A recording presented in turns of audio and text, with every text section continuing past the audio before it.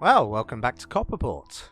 So I figure it's time for us to have a little look at my December progress. So first off, a big thanks to all of you that subscribed and watched my Witching Hour video last month. Although production of that game is still ticking away strong in the background, I figured this month we'll have a little look at a different episode. So we're going to take a peek at Heartless. Now, this is one that's been in production for quite a while now because I had a few problems working out some of the storyline stuff, but it is steadily coming together. I've retroactively added in all the new menu features from last time, so we do still have our black and white noir default setting, or our colour setting, all our different modes and options, but yeah, you get the gist.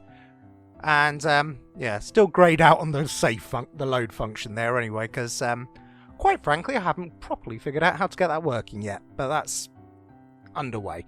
Don't worry about that. Anyway, let's dive in and see what we've got.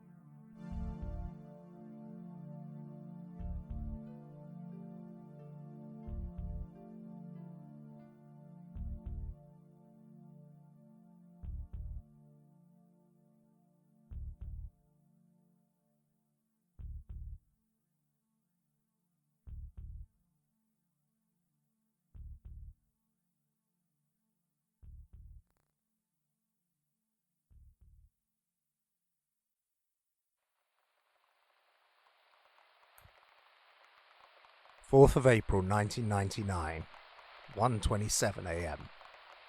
While the seasonal downpours wash the streets clean of their everyday bustle, Police Sergeant Victoria DeWitt drives home, ready to put another long day behind her. As she stares through the rain-strode windscreen, the dashboard radio crackles to life. It seems her night has only just begun.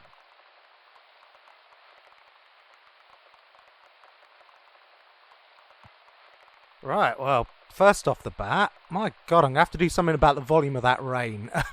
I'll turn it down in the editing, but where I'm sat right now, my god, that is loud. Right, so here we are on the streets of Copperport. We've arrived at the crime scene, and we've got an alleyway and a policeman, so I think it's pretty glaringly obvious which way we're going to go first. Jesus, Radcliffe, you could at least try and look professional. Who's going to see? This place is a ghost town. I'm too tired for this crap, Ken. Just tell me what the hell I'm doing here. We got a body. Someone called in a suspected B&E. Caller said they had breaking glass and a loud crash. I got here about half-hour ago, checked the perimeter. That's where I found him, down by the dumpsters. Okay, show me. Doc says he don't want me stomping around his crime scene. Just follow the alley, you can't miss it. The medical examiner's here already? Yep, down there doing his thing. I swear that man sleeps with his radio. Okay, I'll find my own way. You just stay here and keep being a credit to the uniform, Ken. Right, so, wonky me doing voice acting aside, we've got our setup. I mean, obviously I will be casting those roles and actually having proper voice acting in there later, but for now, we'll have to make do. Let's see, so on we go. Oh, press F to toggle flashlight. I've already turned that on, by the way, because just something about the capture equipment I got really doesn't like it when it's dark. It gets all weird and polarised. That took me a surprisingly long time to get a decent flashlight effect in the end, actually. I know something like Unity and all that is pre-built in. You can just drop it in, but the very obscure engine I'm using, I had to build the whole thing from scratch. Basically ended up just putting a black opaque screen over the top in the end and cutting a circle in the middle of it. Way simpler than all the stuff I've tried before. Alright, let's have a little look. Where are we? Towards dispatch. I've arrived at the Rockford building. Acknowledged, Sergeant. Dr. Hall's waiting for you at the scene. So I hear. I'll keep you posted. Yeah, so that was just to basically introduce that this radio function will be a thing later on. So we've got an alleyway and a fire escape. So let's have a peek up here first. And I think we can see our crime scene in the distance there, so we know where we're going. Right, up we go. And here we have a dead end with stairs that are just out of reach. I'll put a little sway in there to make sure they stand out, because I think that'd be quite easy to miss otherwise, but I think I might add a creaking noise on there as well to get some attention from you. Alright, let's go check out our crime scene. Right. Oh, stop getting caught on the scenery. So I'm using the controller again on this just because it's more convenient, but the controls are still a bit slidey on it. They need a bit of a tweak. Right, there's our doctor. Okay, matey, what are you up to? Ah, detective. Come to meet our sky-clad friend. I've been on my feet for 18 hours, Doctor. Just tell me what we've got. A cornucopia of intriguing inconsistencies. Robin? Yes, to the point. Here, take a look. We have multiple lacerations all over the arms and torso, clearly the result of broken glass, judging by the fragments in the wounds. We also have fractures and abrasions to the wrists, forearms and legs, all consistent with a heavy fall. My guess is our friend here took a tumble through an upstairs window. So where's the inconsistency? Well, that's the interesting part. See the damage to the fingertips and the way the blood smeared under the body? This all indicates he crawled here under his own steam. Okay, so he fell and crawled until he bled out. A solid theory, if the injuries weren't post-mortem. So he was dead before he crawled here? Couldn't someone just drag the body? Highly unlikely. A third party would have left voids and footprints in all this blood. God, I hate the weird ones. Do we have a time of death yet? Our liver temperature should answer that for us. Turn him over and we'll take a look. Alright, let's have a look. There's our dead guy, and... Just occurs to me, if this is going up on YouTube, I'm going to have to... Yeah, we'll have to drag out George's face for this one. But, yeah, it's a silly little thing, but I was quite happy with the way it's turned out, that you can roll the body over. That could pose a problem. What's wrong? Well, traditionally speaking, in order to record liver temperature, one must actually have a liver. What? Take a look for yourself. Our friend has been completely removed. Quite expertly so, I might add. Why the hell would someone do that? Unlicensed street surgery, black market organ sales, your guess is as good as mine at this point. I'll know more after the autopsy. Alright, well, get on it. I'm going to go look around. Whatever happened didn't take place here, so it looks like I've got a crime scene to locate. And there's our little evidence added to the folder jingle again, so let's have a little peek at that. Disemboweled corpse. And we have what appears to be a very dead, low-resolution Jason Statham by the looks of it, but that was completely unintentional. Yeah, so we have the mangled remains of a man in his mid-40s, discovered behind the abandoned office buildings on Rockford Road. Stripped naked and covered in multiple cuts and bruises, the most significant injuries are to the deep surgical cuts to his abdomen. It appears at some point in the last hour, his liver was removed. The operation was clearly performed by a skilled and practiced hand. So, just like with all the other episodes, we get these little bits of evidence throughout, which eventually all connect and link up and give us the complete story. Alrighty. So, we'll leave Dr. Hall to his business. Oh, fun little fact. For those of you that have played my earlier title, Dead of Winter, you might recognise this fella's name, because he is the recurring character. Dr. Herdwick, it's Robin from Pathology. I'm sorry to bother you. I know it's your weekend off. It's fine, Robin. What can I do for you? I was just going over the blood tests you ordered from that dead vagrant from last week. The one with the strange necrosis? Probably nothing to worry about. I figured we should just play it safe until the results came back. Yeah, the thing is, I'm I'm having a little trouble finding the body. So hopefully I can get Davy Marshall or Cuddly Kratos back to voice him. And then you won't have to put up with my half-assed voice acting. Alright, blood trail. Let's see where we're going. So we're trying to locate a crime scene now. So we've got the blood trail that follows us down here. We've got a bunch of locked doors. Yeah. And comes to a stop. Blood trail ends suddenly.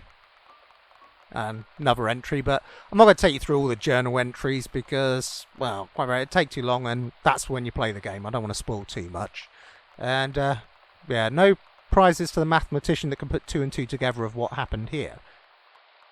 So let's see if we can get inside. Yeah, it might be glaringly apparent as well that I haven't got around to furnishing some of these rooms yet, but we will get around to that. It's more important to actually get the core mechanics and the main areas working first, you know. But let's try over here. And we are in. Although only so far. It'd be kind of cool to put something you can spot there, something a bit creepy in the background, but I'll think about that later.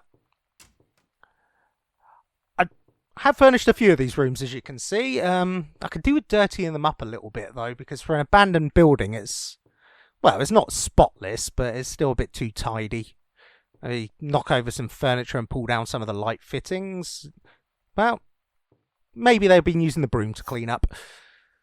So once again, we're back to our classic inventory setup of find the thing, use the thing in the right place and progress. And in this case, we have a yard broom. No, don't want to use, examine. Yard broom. A broom with a 6-foot hickory handle and a wide, flat head. What more can you say about it? Now, no prizes for guessing where that gets used, so let's head back to the only other direction we can go in at the moment. And, God, sorry, by God, that rain sound is blasting in my ears. Right. Oh, that's a bit clumsy. Yeah, I need to tidy up the, you see Robin there. The way he switches from his lower details to his higher as we get closer. Yeah, well, I'll polish that up. It's not a priority right now, but we'll get there. Righty dokie, so we are going up here now. So up the stairs. Up the stairs, nearly home. There we go. And inventory and broom handle. Ooh.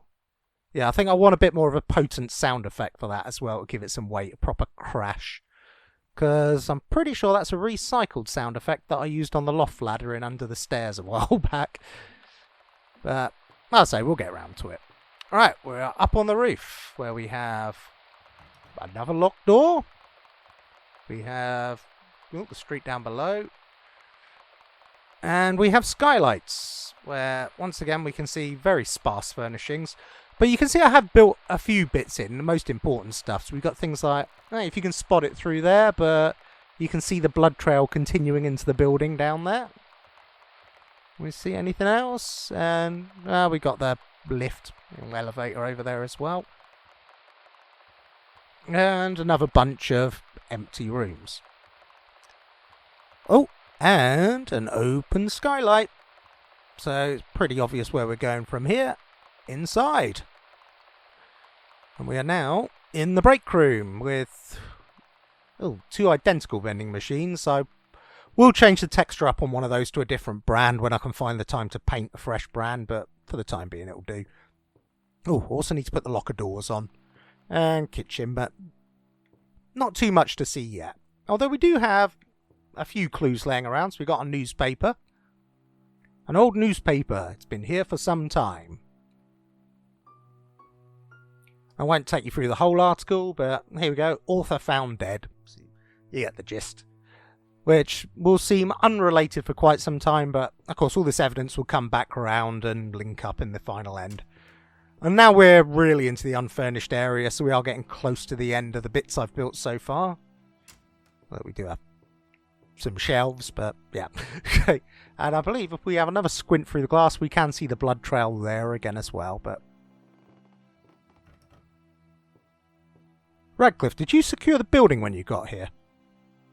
Yeah, place was locked up tight. I'll call for backup and get in here. On it, Sarge. Right, I do want to put a bit more of an obvious there's someone else moving around sound in there. And I think I might have trod on it by trying to open the door just as that triggered as well. So I need to tidy that up a bit. But yeah, you can see we've got a blood trail through there on the other side of the door. So it's pretty obvious what our objective is. You know, for your Outlast fans out there, you'll recognise that. Follow the blood. Righty. And there's only one obvious way we can go from there, is into our sparsely furnished rooms. And round we go. Yeah, so we are kind of hitting the end now of what there is to actually see, but we'll have one quick look on the floor down here, and then we'll wrap up. So, right, here's our window, which... Can I jump out of that? I haven't tried that yet, actually. Nah. Right, so we've got our blood trail, which once again leads us out the door, and ends abruptly again. I should put a few drops fall in there, get some particle effects to pull your attention up to the gap. But this essentially becomes our core objective for this entire area now is getting up to that floor to find out what happened and get to our crime scene. Seriously, why am I so bad at handling this controller? Which, naturally, the power's out, so we can't go up that way. And then we have the traditional... Find the 3 things to progress puzzle. Pretty standard, but does the trick. So we're now going to be exploring, opening locked doors once I actually put the doors in place, naturally. And then finally finding our 3 bits, hitting the button, up we go, and then get the truth in the end of the chapter. Simple as that. I think that pretty much sums it up for what's going on with this month at the moment. So I have uploaded what I've built so far to the Patreon, so anyone signed up there can download it and try it for themselves. So that's on the £5 tier, and we have the £1 tier if you want a bunch of extra artwork and lore and just character details, that sort of thing. Of course, if you enjoyed this, do please consider subscribing and liking the video and tell your friends and all that stuff. And you can find me on Twitter and Instagram as well. All the details will come up in the end card and links in the description. You know how all this stuff works. Anyway...